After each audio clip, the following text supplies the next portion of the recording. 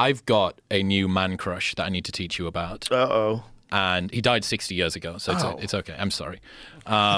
So, Jamie, I think this guy might have the best top paragraph Wikipedia description in history. Can you just Google the unkillable soldier, and you'll see a Wikipedia entry at the top. Is this a real human? Real human. When did he live? 1880 until about 1960 or so. So he went through... Ooh, he's Sisu? No? Sir Adrian Carton... Sir Adrian... No, in the beginning of the movie, that's the legend. Yeah. Maybe it's not a real guy. But well, Sisu's a Scandinavian movie, isn't it? No, it's a British guy. He's a good British... Is it Swedish? Who made Sisu? Did you see Sisu? No. Bro. What is it? It's amazing. What is it? It's John Wick in World War II. It's this one fucking badass soldier that kills all the Nazis. It's incredible. It's one of the most satisfying revenge movies. Yeah, so go to his Wikipedia, okay. Adrian Carton de Watt. I think he might have the best. There it is.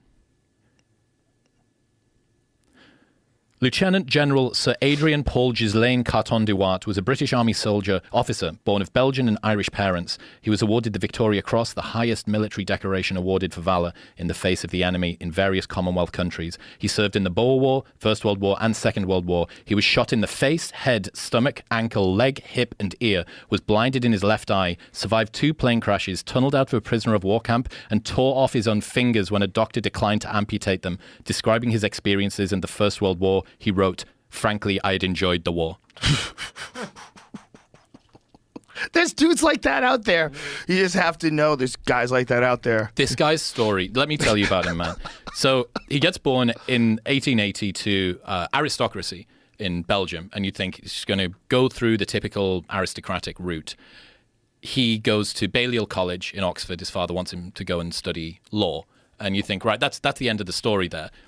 At 19, he decides that he wants to go and see war, sneaks away without telling his father, and literally offers himself to either the Boers or the British. The British take him.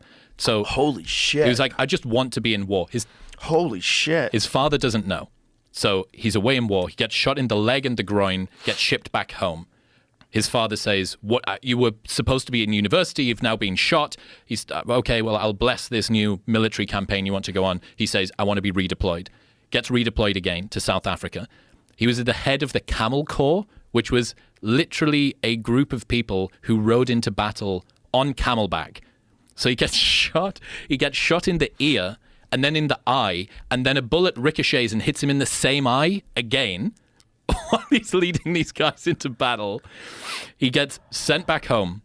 The British military say, he wants to go out on the First World War. He wants to go to the front lines of the First World War now. But they said, we can't send a guy with one eye out there because it's going to look like we've got really weak soldiers. So they give him a glass eye and say, the only way that you can go back out is if you wear this glass eye. And he says, oh, okay.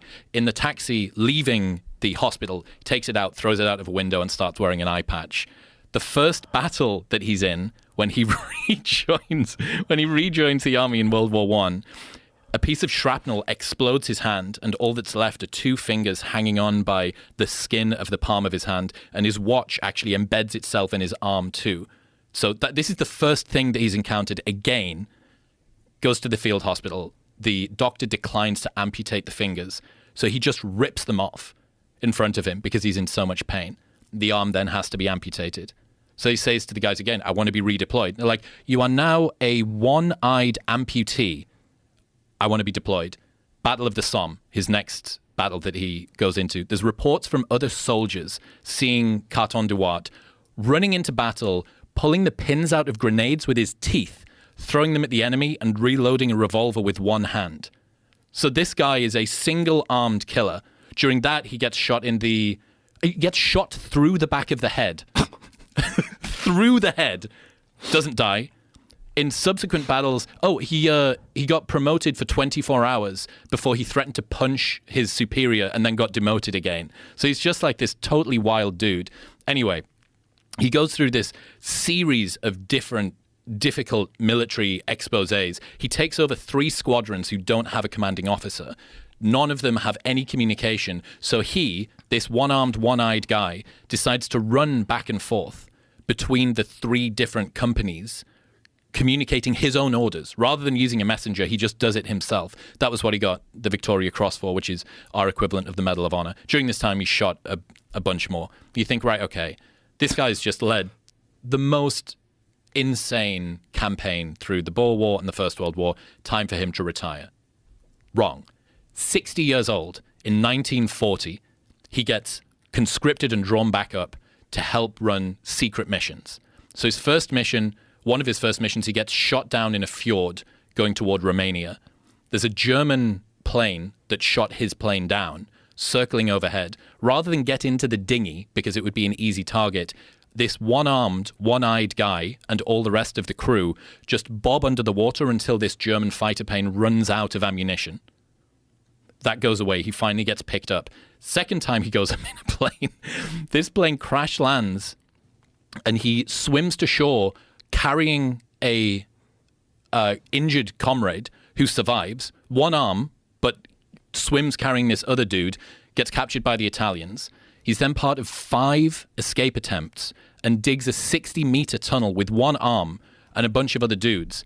Then he spends a full week hiding out in northern Italy, despite the fact that he's 62 years old, one-armed, one-eyed, can't speak Italian, and has covered in scars.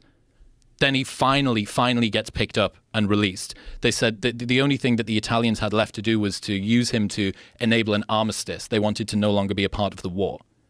They use Carton Duart to be an envoy between the two nations. And they said, well, you've been a prisoner of war for 9 months. You don't look or smell the way that you should do. Why don't we give you a nice Italian tailor? And he rejected their offer to give him an Italian suit and said he would only wear one if they got it from Savile Row because, quote, he didn't want to look like a gigolo.